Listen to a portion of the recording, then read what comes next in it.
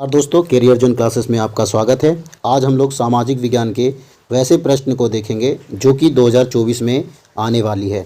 ठीक है, हम लोग ये प्रश्न टॉप 20 के रूप में पढ़ेंगे जो कि वीवीआई है। ऐसे ऐसे सवाल को हम उठा के लाए हैं जो कि बार बार एग्ज़ाम में पूछा जाता है। तो दोस्तों, हमारी सलाह ये है कि आप कॉपी कलम निकालें और इस टेस्ट को लगाएं, और उसके बाद पॉसिबल होता है तो आप इसे नोट करके लिख लें। मेरे वीडियो को ऐड कर लीजिए, सेव कर लीजिए, उसके बाद आप पुश करके वीडियो को अपने डायरी में नोट कर लीजिएगा क्वेश्चन को, क्योंकि सारे के सारे क्वेश्चन ना महत्वपूर्ण है, बहुत ही वीवीआई है। तो चलते हैं क्वेश्चन की ओर। क्वेश्चन नंबर 1 कह रहा है कि मेजनी का संबंध किस संगठन से है।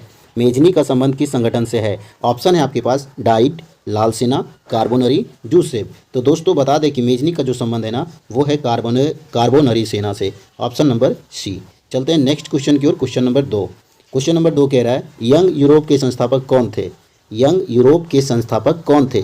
काबूर, मेजनी, मेटरनिक, बिस्मार्क। तो दोस्तों यंग यूरोप के जो संस्थापक थे ना वो थे मेजनी। कौन थे दोस्तों, वो थे मेजनी। Option number B. दोस्तों मेजनी ने यंग यूरोप की जो स्थापना है ना वो किया था 1854 ईस्वी में। याद रखिएगा, यंग यूरोप की स्थापना 1854 ईस्वी में, जबकि मेजनी ने यंग इटली की भी स्थापना किया था।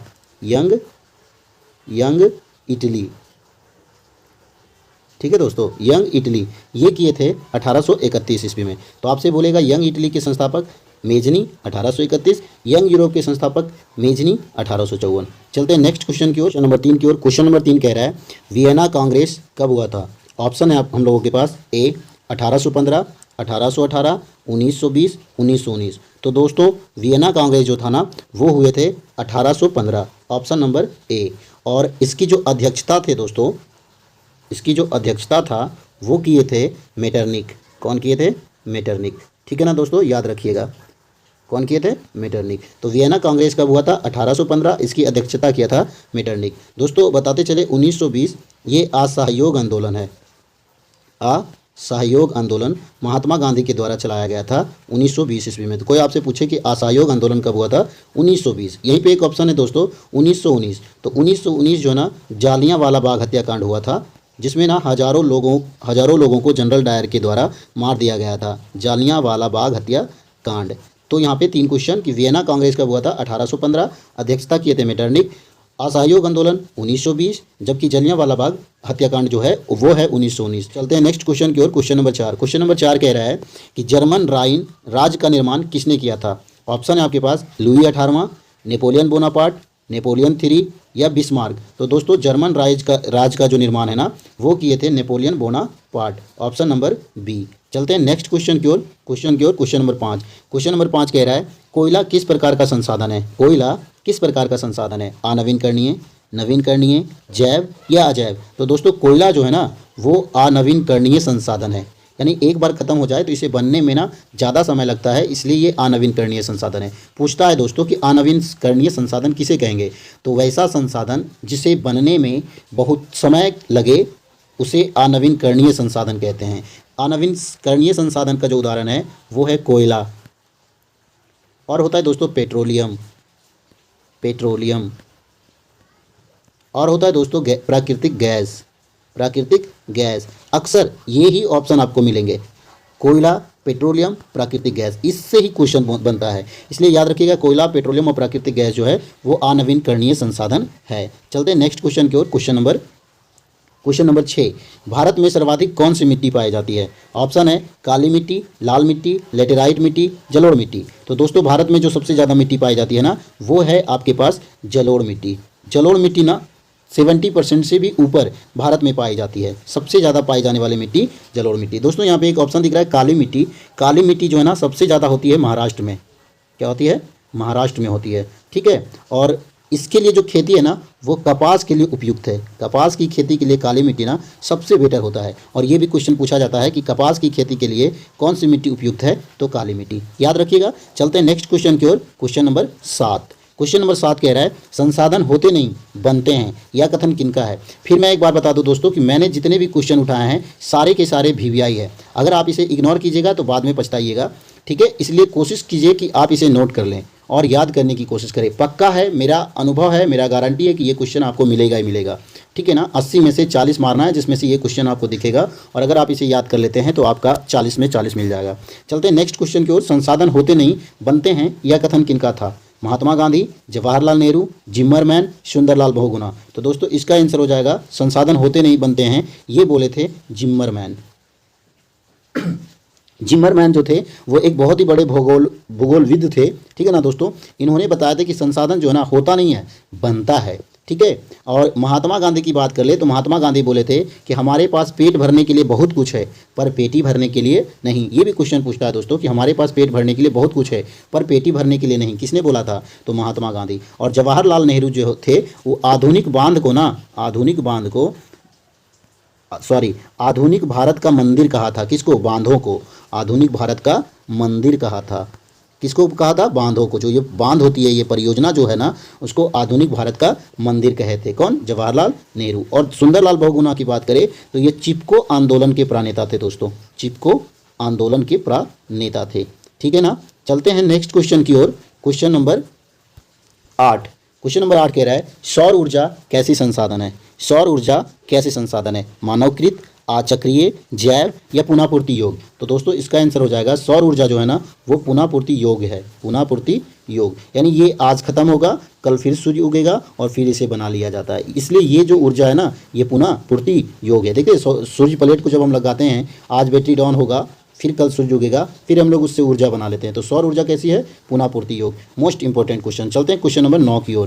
क्वेश्चन नंबर 9 जो है कह रहा है निम्न में से कौन मानव जनित आपदा नहीं है? निम्न में से कौन मानव जनित आपदा नहीं है? सांप्रदायिक दंगा, रेल दुर्घटना, भूकंप या आतंकवाद? तो दोस्तों इसका आंसर हो जाएगा भूकंप। देखिए भूकंप जो है ना वो मानव के द्वारा नहीं होता है, ये एक प्रकार का ना प्राकृतिक आपदा है।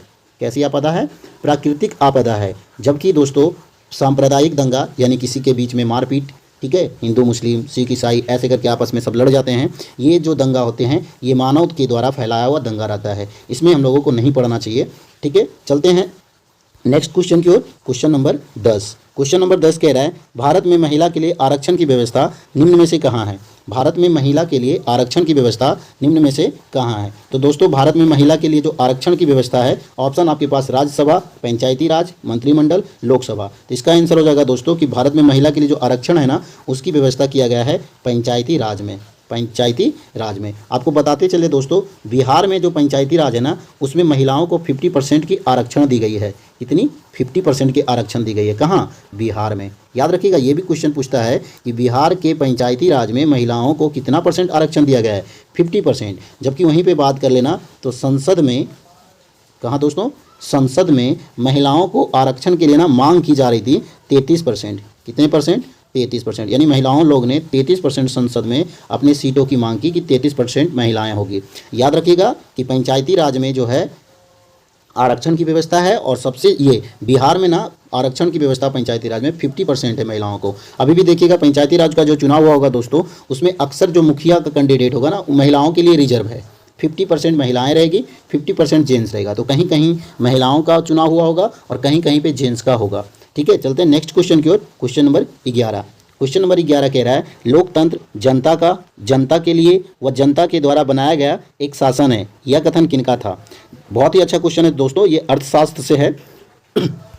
लोकतंत्र जनता के लिए व जनता के द्वारा बनाया गया एक शासन है, यह कथन किनका था? Abraham Lincoln, Mahatma Gandhi, Martin Luther या इनमें से कोई नहीं? तो दोस्तों लोकतंत्र जनता के लिए और जनता के द्वारा बनाया गया एक शासन है, यह कथन था अब्राहम लिंकन का, जो कि ये अब्राहम लिंकन अमेरिका के पूर्व राष्ट्रपति थे। अमेरिका के क्या थे? पूर्व राष्ट्रपति। ठीक है ना। इनका मानना था कि जो लोकतंत्र है ना वो जनता का है, जनता के लिए है और जनता के द्वारा गया है बनाया एक शासन। अब देख लीजिए अभी प्रधानमंत्री नरेंद्र मोदी है, ठीक है, तो लोकतंत्र का जो सरकार है ना वो प्रधानमंत्री नरेंद्र मोदी है, लेकिन है किसकी बदौलत? हम लोगों की बदौलत, जनता की बदौलत। अगला बार चाहेगी जनता तो उसे हटा सकती है और फिर अगर चाहेगी जनता तो उसे जिता सकती है। इसलिए जो लोकतंत्र है ना वो जनता का है, जनता के द्वारा चुना गया ही लोग जो सदस्य होते हैं वो लोकतंत्र को चलाते हैं। इसलिए लोकतंत्र जनता के लिए और जनता के द्वारा बनाया गया एक शासन है, अब्राहम लिंकन ने कहा था। चलते हैं नेक्स्ट क्वेश्चन की ओर। क्वेश्चन नंबर 12 क्वेश्चन नंबर 12 कह रहा है कि निम्न में से कौन संघ सरकार का एक उदाहरण है? ऑप्शन ब्रिटेन, चीन, अमेरिका या इनमें से कोई नहीं। तो दोस्तों इसका आंसर हो जाएगा अमेरिका। संघ सरकार का जो उदाहरण है वो अमेरिका है। ठीक है, चलते हैं नेक्स्ट क्वेश्चन की ओर। Question number 13। क्वेश्चन नंबर 13 कह रहा है पंचायती राज व्यवस्था सर्वप्रथम किस राज्य में लागू किया गया था? पंचायती राज व्यवस्था सर्वप्रथम किस राज्य में लागू किया गया था? तो दोस्तों इसका आंसर होती है, ऑप्शन आपके पास है बिहार, राजस्थान, महाराष्ट्र, त्रिपुरा। तो इसका आंसर हो जाएगा दोस्तों कि पंचायती राज की जो व्यवस्था है ना वो सर्वप्रथम किया गया था राजस्थान। कहाँ किया गया था? राजस्थान का नागौर जिला। यानी जो ये मुखिया उखिया का जो चुनाव होता है, मुखिया, पंचायत समिति, जिला परिषद, ये सब का जो चुनाव होता है ना, ये चुनाव सर्वप्रथम राजस्थान में किया गया था और वो जिला था नागौर जिला।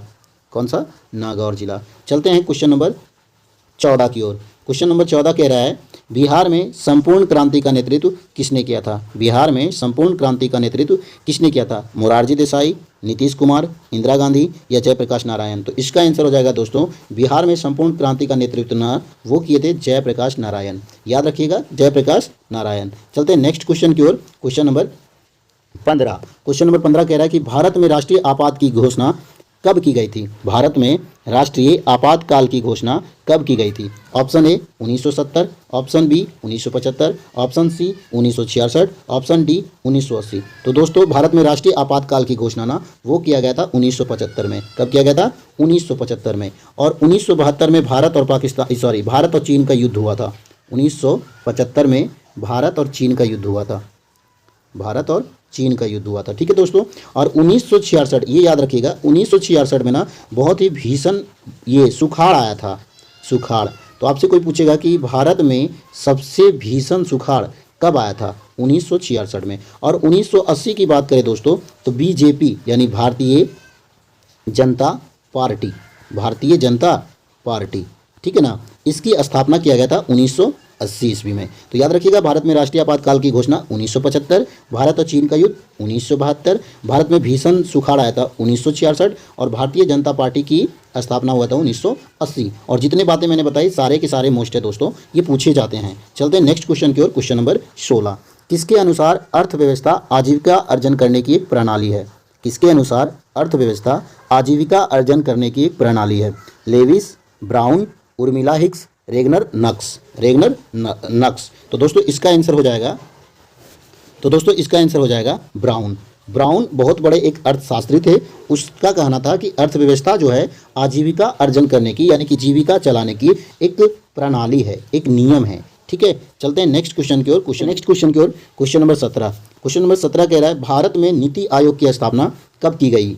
भारत में नीति आयोग की स्थापना कब की गई? Option A 1950, option B 1951, option C 2005, option D 2016। तो दोस्तों भारत में नीति आयोग की जो स्थापना है ना वो किया गया था, सॉरी ऑप्शन गलत पड़ चुका है, इसका आंसर होगा दोस्तों 2015। ठीक है।